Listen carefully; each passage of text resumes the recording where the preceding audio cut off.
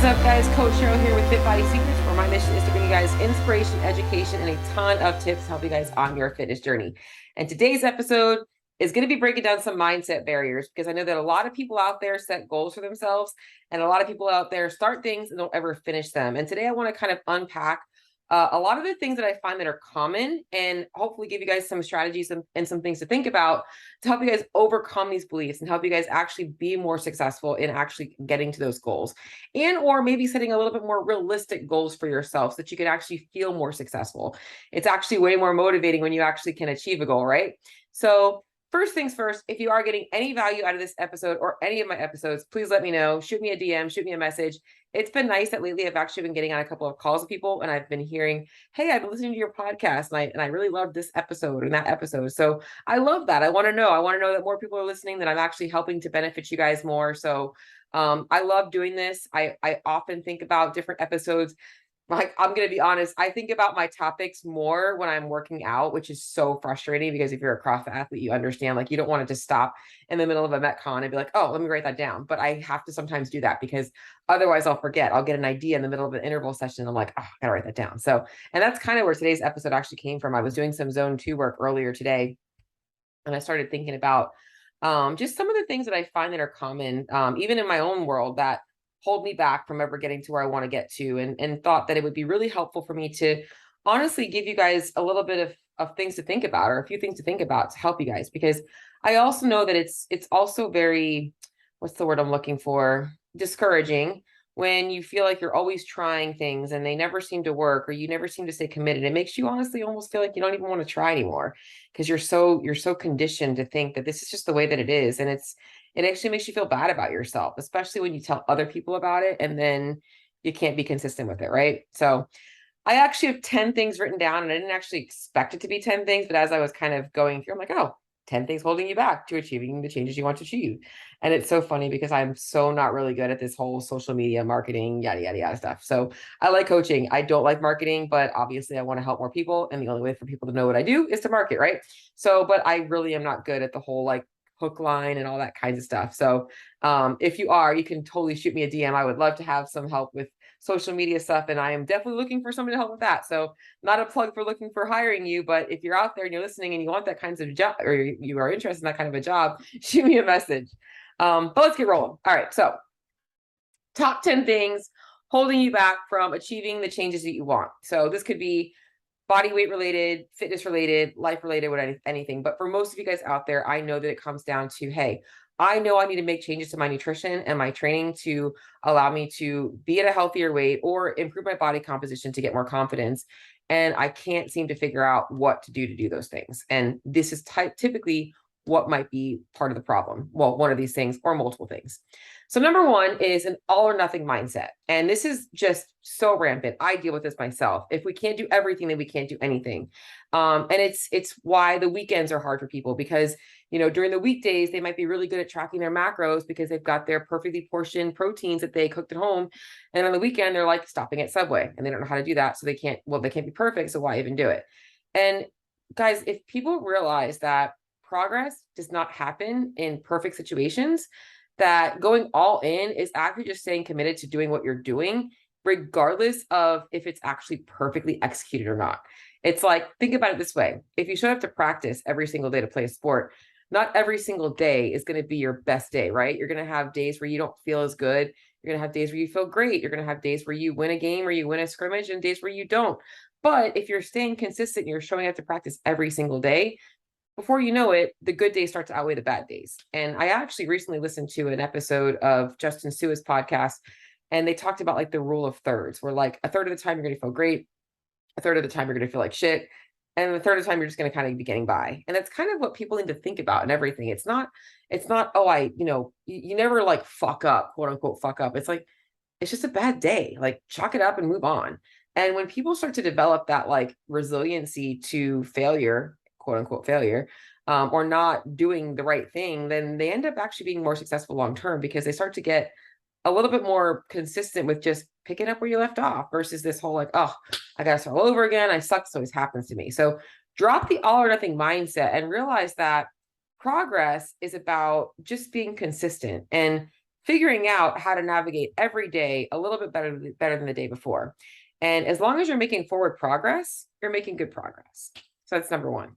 Number two is shiny object syndrome.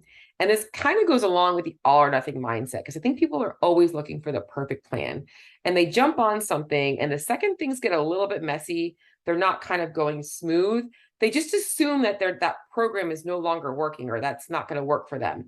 And they are looking for something new. And then that new thing comes and it's the same thing. They jump on that new train and then a couple weeks later, they find something new to try. And they're always jumping from thing to thing, program. And CrossFit is program hopping. They're always trying new programs, trying to figure out what's going to be the best way to get them results. Whereas the best way to get results is just to be consistent with doing what you're currently doing and making adjustments to that plan based on what you need to adjust. So the shiny object syndrome has got to go. And it is true that we are going to obviously need to change things up. And I'm going to go down the road in one of my other topics, which is number 9, which is going to show you a better way to look at this shiny object syndrome. But for right now, know that like jumping from program to program is likely why you're obviously always starting something and never finishing something. So start something, let it get messy, drop the all or nothing mindset, and keep moving, making adjustments. Number 3 is, and this is a big one, okay, and this is not, I mean, this is tough love coach, but it's also empathetic coach, is a lot of people tend to focus on the problems. They focus on the excuses. You know, I can't do this because I'm too busy taking care of the kids, or, you know, I'm too busy with work to work out, or, you know, I don't have time to meal prep, or, well, you know, I was doing great and then, you know, I got stuck at work and yada, yada, yada. There's always excuses. And a lot of it comes down to, as you hear, I hear the biggest excuses I hear are with work, with family stress, or like lack of being able to prep things, or like struggles on the weekends, which I always tell people that you don't struggle on the weekends, you had fun on the weekends, and the weekend should be part of the plan. So it's those are the 3 things that I get the biggest, is like usually a work-related stressor or like family-related stressor, basically saying that, hey, I didn't have time to prioritize this. The other excuses or problems that I'll get is people focus on like, oh, my hormones, or oh, like it's because I've got this condition, or, you know, this whatever. And they focus so much on the problem rather than looking at the solution. And often the solution isn't very sexy. And that's why, because oftentimes the solution is like, hey, I understand you don't have time to meal prep, but you can probably find some pretty easy pre-made grilled chicken and lettuce and make a salad and have a pita with it. It's not always going to be the most exciting meal, but guess what? It's probably going to fit your macros pretty well, right? It's going to get you through until you can have more time to plan a more enjoyable meal. But people don't want to hear that. They want to focus on the problem because that's comfortable. The problem doesn't ever go away though, unless you create the solution. So finding solutions is the way we do that. Now, when it comes down to those things, like I mentioned, the hormones, the metabolism, and all those types of things, the solution sometimes is also not comfortable or sexy. Sometimes it's, hey, you got to move more. You're not moving enough. You're very sedentary and you're not burning enough calories. So if you want to talk about a sluggish metabolism, your metabolism is just fine. Your metabolism is adapted to the amount of calories you're burning. And sometimes you just got to burn more calories. Other times it's, hey, you're burning the candle at both ends. You're trying to diet yourself into the ground and you're also trying to run marathons. Probably you need to be eating a little bit more calories because now your body's adapting to that. It's probably why you have a lot of anxiety, a lot of sleep issues, all those types of things. So focusing on the problems isn't going to get you anywhere. It's okay to address the problem as the problem, but once you identify the problem, let's start to work to create a reasonable solution. Number 4, and this kind of goes into number 3 as well, is relying on past experiences and stories to drive your actions. So this always happens. I always plateau. I get to this point and this happens, or I've always been this way. We rely so much on the past that we're not open-minded of what is possible in the future. And once again, this all comes down to the comfort zone. We're comfortable with what we know. We've been conditioned to adapt, and our body is now, and our mind is now conditioned to just kind of be okay with that.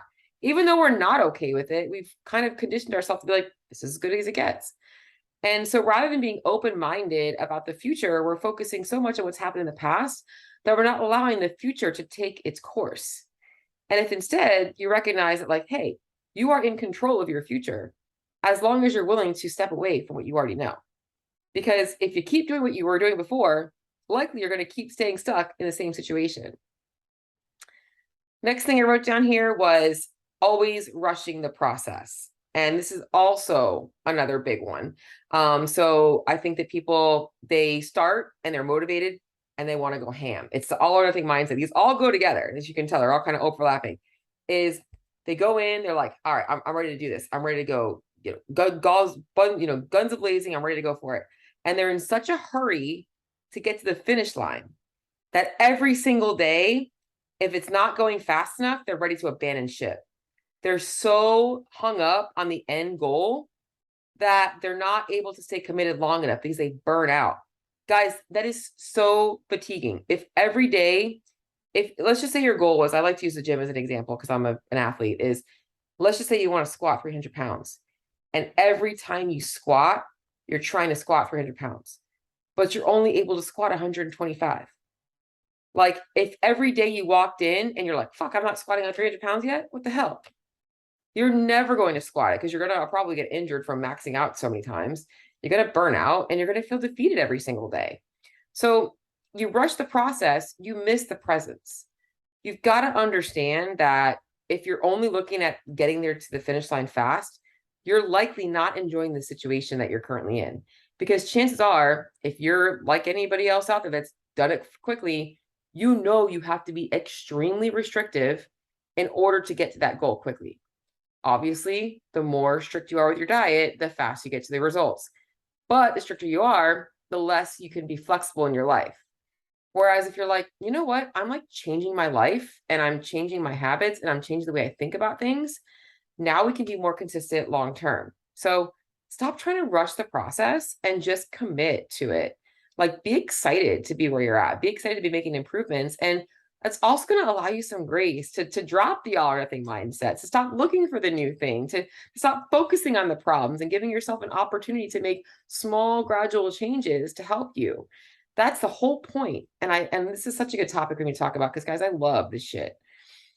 All right, the next one I wrote down was 6. And it also goes hand in hand. Like they're all hand in hand, but I wrote down holding on to old habits that you need to replace. So for instance, if in the past you have been a chronic Monday through Friday, I'm great, Saturday and Sunday, I'm not so great, and that's been your process for a long time, at some point, we're going to have to identify why the weekends have to look so different than from the weekdays.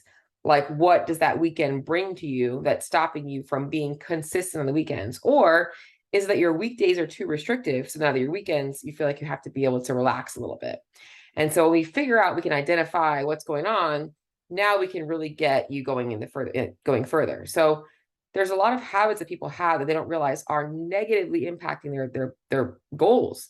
And sometimes it's just changing the way they're thinking about those things and maybe teaching them moderation. But other times it's like, hey, you're probably going to have to stop doing that. And that's not a bad thing because you're going to feel better if you do this differently. Now, I'm not saying giving up your favorite foods. I'm not saying giving up social meals and drinking. But you know what? For some people, they may need to be more disciplined with the amount of alcohol they're drinking. They may need to practice some self-control around specific foods. In fact, some people may have to remove foods from their diet temporarily because they can't seem to control themselves around them. However, at some point, we want to be able to learn is, are you an abstainer, or can we learn how to moderate those things and figuring out those things?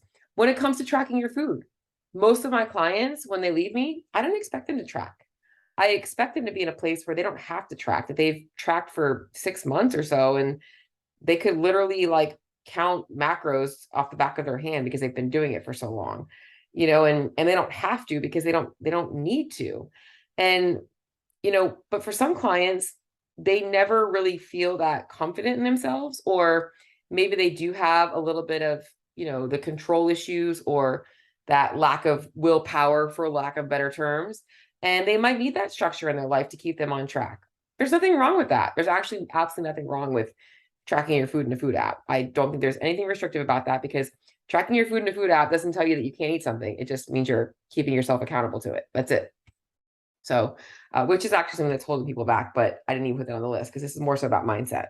So yeah, I mean, I think that there's some habits that are going to have to die. I mean, you can't keep smoking and quit smoking, right? Sometimes you gotta give it up.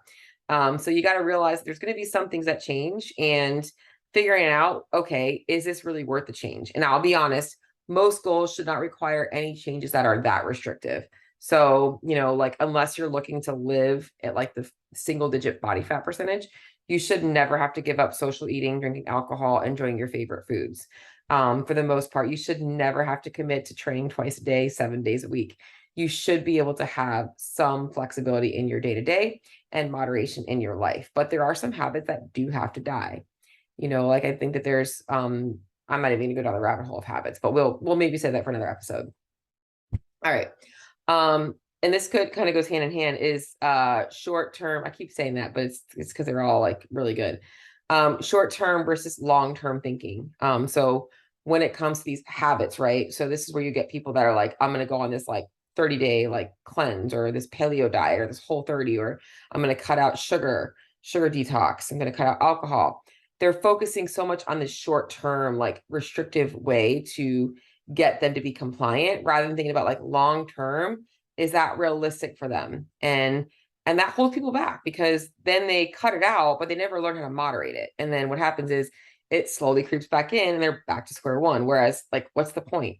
Why not just learn how to moderate those things? And now you can be more successful and enjoy the process. Sounds to me like that's a better win. So, or a double win. So, and this kind of is another one is insecurities. Number 8, insecurity. So, adding on to that, like, cutting things out and adding them back in, is a lot of people don't even think about how their environment, the people in their life, actually will influence their food decisions and the things that they're doing in their day to day.